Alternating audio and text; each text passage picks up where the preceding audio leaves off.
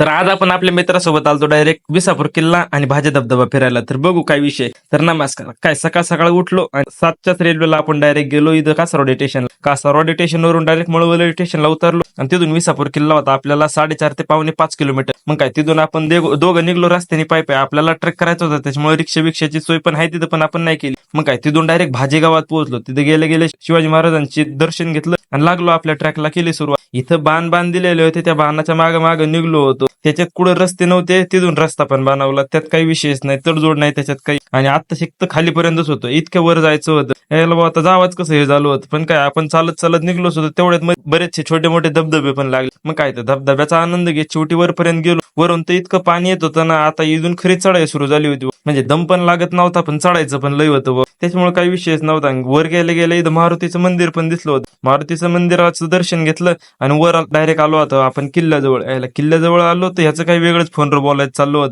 तू मेरे से प्यार करती है या नहीं करती, ये बता दे तू बस. नहीं, मैं तेरे से लास्ट बार पूछ रहा हूँ, तेरा मेरे से प्यार है या नहीं है. तू अगर ऐसे करेगी ना तो मैं वैसे करूँगा, और अगर तू वैसे करेगी.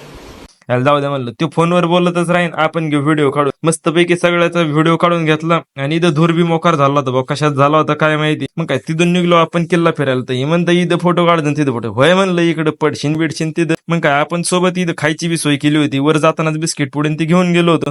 त्याच्यामुळे काय आपल्याला वर काय घ्यावा पण नाही लागलं. तुम्ही बरं गेले तरी बी खालूनच घेऊन जा. वर लय मागे हो, हाय पण पेरू बिरू भेटत. ह्यानी कडून ह्यो नवीनच रस्ता काढला होता बघ. आणि त्याच्यात काय नवीन माणसं बी वर येत होते, पण तेव्हा मोकार पाऊस झाला होता. आपली खाली जायची वेळ, माणसांची वर यायची वेळ. म्हणजे तुम्ही बघताय का, आपण जवळपास 12:30-1 वाजता खाली उतरायला निघलो असन आणि आलो असन 7:30 वाजता. म्हणजे जवळपास 16 ते 17 किलोमीटर आपण आज चाललो असन. म्हणजे पूर्ण गडाला येडा मारून आणि वर खाली जाऊन वाटा काढत आपल्याला जायचं होतं. त्याच्यामुळे काही विषय नाही. खाली आलं म्हणलं चला भाजी धबधब्याला जरा फ्रेश होऊ आणि मगच रूमला जाऊ. आता पुण्याला जायचं होतं, परत आपल्या मित्राला बी गावाकडे जायचं होतं. त्याच्यामुळे मग काय इथं आपण फ्रेश बीच झालो.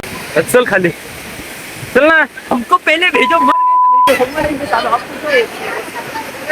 इतक्या म्हणजे जोश मध्ये धबधब्यात भिजलो. गार लक्ष लग रहा है. मोकार थंडी वाजते. कपडे बदलायला बी चान्स नाही. सगळे माणसं तिथं. म्हणजे आता समज रहे हो ना तुम.